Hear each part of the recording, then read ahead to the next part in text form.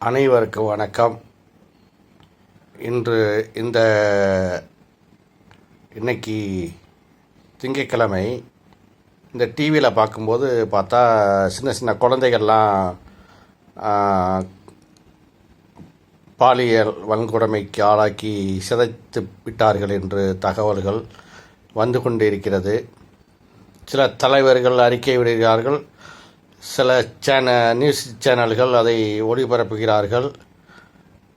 ஆக முன்னால் நடந்தது திராவிட மாடல் அரசு, இப்பொழுது நடக்கிறது டிஎம்கே மாடல் அரசு என்றுதான் நான் நினைக்கின்ற ஒரு நிலைக்கு மனநிலை வருகிறது. எந்த மாடலாக இருந்தாலும் மக்கள் மாடல் எப்பொழுது வரும்? மக்களுக்கு பாதுகாப்பு எப்போது வரும்? சிங்கம் என்றால் வேட்டையாடும். எதை வேட்டையாடும்? மாமிசத்தை வேட்டையாடும். அதற்கு வைத்த பேரே முதல்ல ஆபத்தான பேர். சிங்கப்பெண் என்று சொல்வதை விட தாய், அன்னை பெண், அன்னை டெரேசா, அந்த மாதிரி ஒரு தாய் உள்ளம் கொன்ற ஒரு பேரை வைத்திருந்தாலாவது நமக்கு அது ஒரு ஆதரவாக இருக்கும். சிங்கம் ஓங்கி அடித்தா 1.5 டன் வெயிட்ரா அப்படிங்கிறான். அந்த மாதிரி சினிமா பாணியில் பிடித்தார்கள். ஏன் நெசப்பாணியில் தான் சினிமா இருக்க வேண்டும்? சினிமா பாணியில் பிடித்தார்கள். சினிமா பாணியில் 2 மணி நேரத்தில் பிடித்தார்கள். முன்னால் பார்த்தோம்னா அந்த நியூஸ்களில் சொல்லும்போது சினிமா பாணியில் விரட்டி பிடித்தார்கள். சினிமாங்கிறது நெசத்தை வைத்து காப்பீடிக்கப்பட்டதான் சினிமா. நெசப்பாணியில் சினிமா இருக்க வேண்டுமே தவிர சினிமா பாணி நெஜம் இருந்தால் உலகம் சினிமாவாக மாறிவிடும். சினிமாவாக எல்லாரும் வாழ முடியுமா? அதிகபட்சம் மேக்கப் போடுவீர்கள், நடிகர்கள் வாழலாம். சாமானிய மக்கள் சினிமா நிலையில் வாழ முடியுமா? இப்பொழுது ஷாம்பு விளம்பரம் செய்கிறார்கள் என்றால் பொடுகு யார் தலையிலிருந்து போகுது? ஒரு பிரபல நடிகர் தலையிலிருந்து போகுது. அவர் தலையிலேயே பொடுகு இருக்குது, அவர் ஷாம்பு போடுகிறார், அந்த ஷாம்பை போட்டு விளம்பரம் செய்து அதை சுத்தம் செய்கிறார். அப்போ சாமானிய மக்கள் தலை பொடுகு இல்லை. ஏனென்றால் இருந்தால் சாமானிய மக்களை வைத்து விளம்பரம் செய்து கொள்வார்கள். அது மாதிரி இந்த சினிமா பாணியில் மாடல் இதற்கு முன் அதற்கு பின் என்பதை விட நடப்பது எப்பொழுதும் ஒன்றுதான்.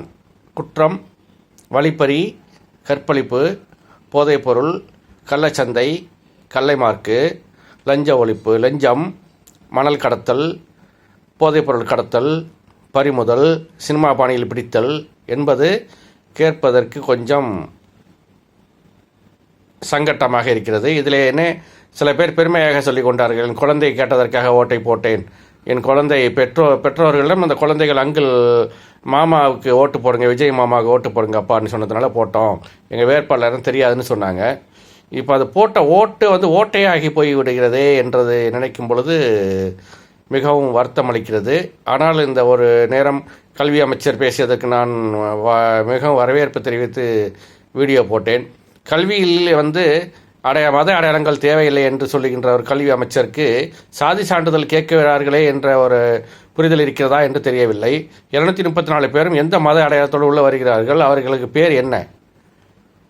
இஸ்லாமியர்கள் இருக்கிறார்கள், கிறிஸ்டின் இருக்கிறார்கள், மத அடையாளத்தோடு தானே வந்து கொண்டிருக்கிறார்கள். மதத்தில் நீங்கள் இந்து மதமா, எந்த மதம் என்று உங்களுடைய பிரதான பத்திரத்தில் தாக்கல் செய்ய வேண்டும்.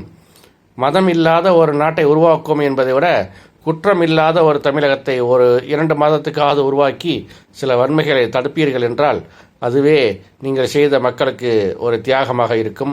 உங்கள் விளம்பரத்தை கொஞ்சம் நிறுத்தி மக்களின் விழிப்புணர்வுக்கு ஆயுத்தமாகுங்கள். முதல் நீங்கள் கற்றுக்கொள்ளுங்கள், அதன் பிறகு மக்களிடம் விளம்பரம் செய்யுங்கள். எல்லாம் இறைவன் செயலாக மாறட்டும். நல்லவை நடந்தால் மக்கள் நன்மதிப்போடு உங்களை அரவணைப்பார்கள்.